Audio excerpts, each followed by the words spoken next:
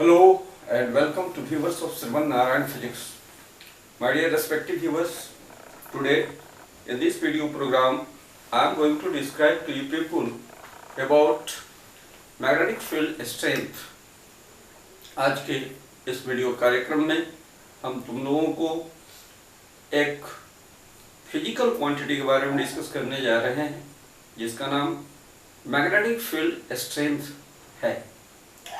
जैसा कि तुम जानते हो, पीछे वाले वीडियो लेक्चर में हमने डिस्कस किया है कि यदि हमारे पास कोई सोर्स मैग्नेट हो, यानी मैग्नेटिक फील्ड का कोई सोर्स हो, तो निश्चित रूप से उस सोर्स के द्वारा उसके चारों तरफ वाले रीजन में मैग्नेटिक फील्ड एग्जिस्ट करता है। यह जो मैग्नेटिक फील्ड एग्जिस्ट करता है किसी भी पर्टिकुलर पॉइंट पर, उसकी ताकत कितनी है, उसका प्रभाव कितना ज़्यादा है, इस चीज़ को अभिव्यक्त करने के लिए एक फिजिकल क्वांटिटी को परिभाषित किया जाता है जिसे हम लोग मैग्नेटिक फील्ड स्ट्रेंथ के नाम से जानते हैं। यह जो मैग्नेटिक फील्ड स्ट्रेंथ है जिसका सिंबल कैपिटल बी है, यह एक वेक्टर क्वांटिटी है।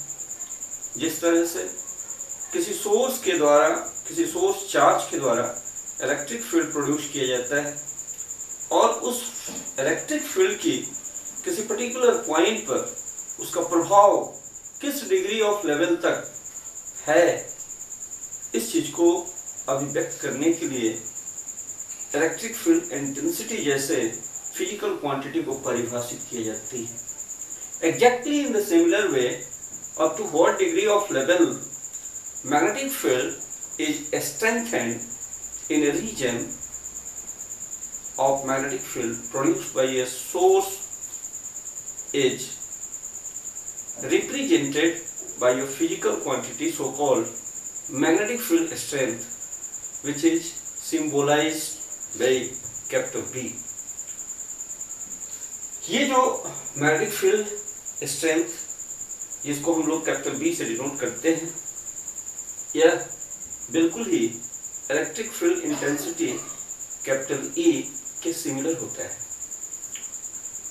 फर्क सिर्फ यह है कि वहां पर इलेक्ट्रिक चार्ज के द्वारा पैदा किए गए प्रभाव की ताकत को डिस्क्राइब किया जाता है कैपिटल ई से।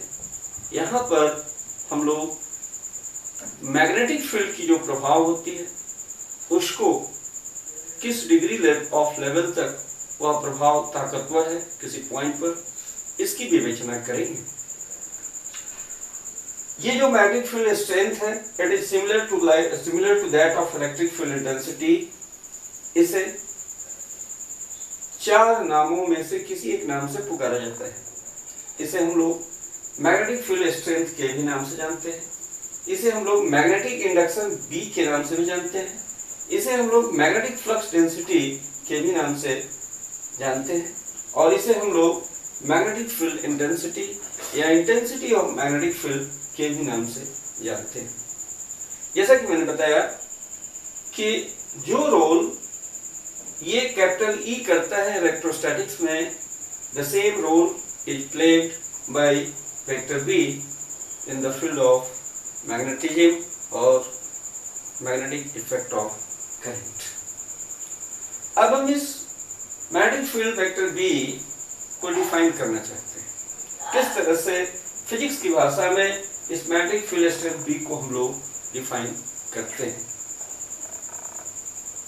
जैसा कि तुम जानते हो, अगर कोई चार्ज पार्टिकल हो और उसको किसी इलेक्ट्रोस्टैटिक फील्ड में रख दिया जाता है तो उस चार्ज पार्टिकल पर एक फोर्स कार्य करता है।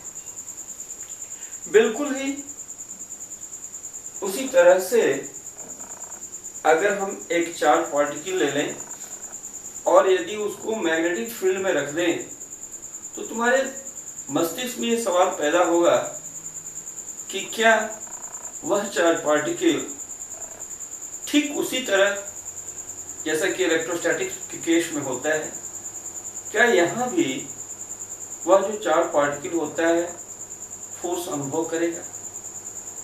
जी नहीं।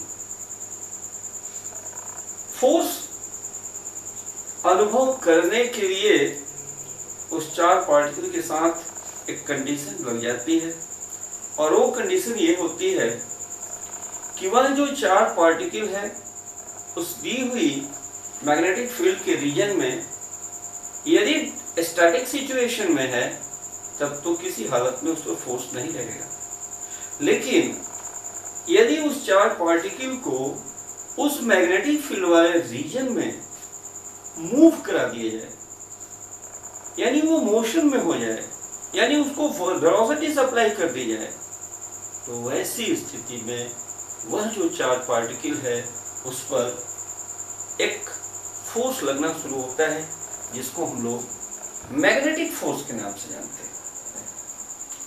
अब इस मैग्नेटिक फोर्स की परिकल्पना तुमको हम देने वाले हैं। कल्पना किया जाए कि एक मैग्नेटिक फील्ड का रीजन है, और उस मैग्नेटिक फील्ड वाले रीजन में जो मैग्नेटिक फील्ड एग्जिस्ट करता है, उस मैग्नेटिक फील्ड की जो स्ट्रेंथ है, जो ताकत है, वह कैपिटल बी, यानी देख सकते हो यहाँ पर फिगर, इस फिगर में ये डायरेक्शन दिया हुआ है जो मैग्नेटिक फील्ड स्ट्रेंथ बी की डायरेक्शन है। एक चार्ज पार्टिकल है जो भी वेलोसिटी से मूव कर रही है, और ये देखा जाए कि जो वेलोसिटी वेक्टर v और मैग्नेटिक फील्ड स्ट्रेंथ b, इन दोनों के बीच की एंगल थीटा है। ऐसी स्थिति में जो मैग्नेटिक फोर्स उस चार पार्टिकल के द्वारा अनुभव किया जाता है, वह फोर्स F बराबर Q into V cross B से दिया जाता है, यानी F is equal to QVB into sine theta. अगर हम ये कल्पना करें कि जो चार्ज पार्टिकल है उस पर चार्ज का जो मैग्नीट्यूड है वह यूनिट हो, वह चार्ज पार्टिकल जिस वेलोसिटी से मूव कर रहा है उस वेलोसिटी की वैल्यू यूनिट हो, मैग्नेटिक फील्ड स्ट्रेंथ की वैल्यू b है, और थीटा का मान 90 डिग्री हो, तो ऐसी स्थिति में यह जो फोर्स होगा इसका मैक्सिमम वैल्यू होगा।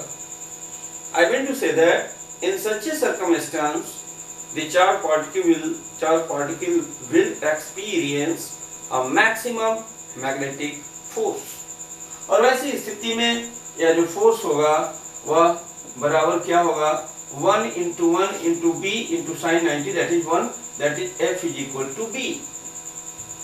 यह जो मैथमेटिकल कंक्लूजन आया, इस मैथमेटिकल कंक्लूजन को ही जो मैग्नेटिक फील्ड स्ट्रेंथ b है, इसको डिफाइन करने का आधार हम लोग लेते हैं। अर्थात किसी भी सोर्स के द्वारा जो मैग्नेटिक फील्ड प्रोड्यूस किया जाता है, उस मैग्नेटिक फील्ड वाले रीजन में किसी पॉइंट पर मैग्नेटिक फील्ड को हम लोग डिफाइन कुछ इस तरह से करते हैं।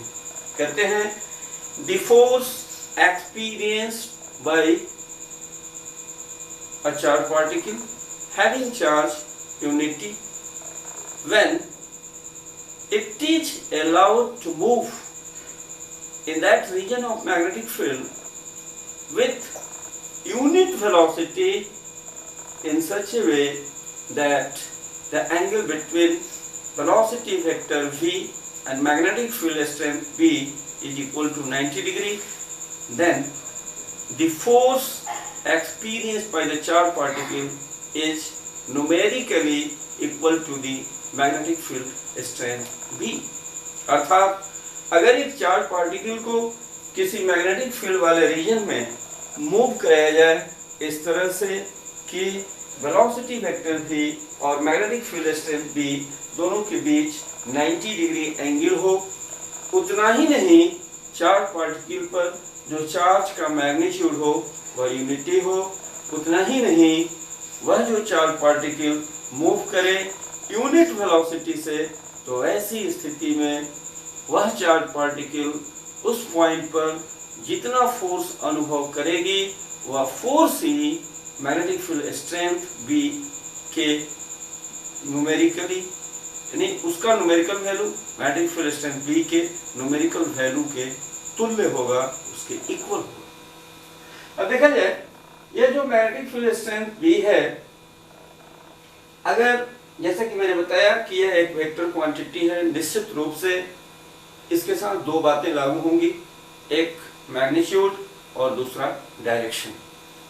तो मैग्नीट्यूड कैसे कैलकुलेट की जाती है, भिन्न भिन्न परिस्थितियों में b की वैल्यू कैसे कैलकुलेट की जाती है, वह आगे के वीडियो लेक्चर में हम डिस्कस करेंगे। यहाँ पर डायरेक्शन की बात करें, जैसा कि तुम देखते हो इलेक्ट्रिक चार्ज के चलते फील्ड पैदा होता है, उस फील्ड का pictorial representation electric field lines के द्वारा की जाती है। बिल्कुल ही उसी तरह से किसी भी सोर्स के द्वारा जो मैग्नेटिक फील्ड प्रोड्यूस किया जाता है उसका पिक्चोरियल रिप्रेजेंटेशन हम लोग मैग्नेटिक फील्ड लाइंस के द्वारा करते हैं। तो मैग्नेटिक फील्ड B का डायरेक्शन, अगर मैग्नेटिक फील्ड लाइंस की जानकारी हो, कहा जाए कि भाई फील्ड B, फील्ड B का डायरेक्शन क्या होगा, तो याद रखो वह जो फील्ड लाइन है उसके किसी भी पॉइंट पर B का डायरेक्शन जानना चाहते हो, वहां पर एक टेंजेंट ड्रॉ कर दो, और जो टेंजेंट का डायरेक्शन होगा वही direction magnetic field strength B का डायरेक्शन होगा। आगे चल करके भिन्न भिन्न परिस्थितियों के चलते मैग्नेटिक फील्ड का डायरेक्शन कैसे दिया जाता है, कुछ नियम है जिसके हम चर्चा करेंगे। बहरहाल आप याद रखो, चूंकि यह एक फिजिकल क्वांटिटी है और इसकी एसआई सिस्टम में जो यूनिट होती है हम लोग टेस्ला लेते हैं, सीए सिस्टम में इसकी यूनिट गॉस लेते हैं। टेस्ला एक बहुत बड़ी यूनिट होती है। इस टेस्ला और गॉस दोनों के बीच में रिलेशन होता है, हमेशा याद रखें। 1 gauss is equal to 10 to the power -4 tesla होता है। अगर हम इस फोर्स की कॉन्सेप्ट लें और यूनिट को इससे हम लोग प्राप्त करें, तो हम लोग ये पाते हैं कि tesla is equal to newton by ampere into metre. My dear respective viewers, आज की इस वीडियो प्रोग्राम का हम समापन करने जा रहे हैं। अगले वीडियो कार्यक्रम में हम लोग बायोट-सावर्ट लॉ या बायोट-सावर्ट लैप्लास लॉ के बारे में डिस्कस करेंगे और उसको अप्लाई करेंगे। भिन्न भिन्न परिस्थितियों में मैग्नेटिक फील्ड को कैलकुलेट करने के लिए उसका हम लोग उपयोग करेंगे। Okay, thanks.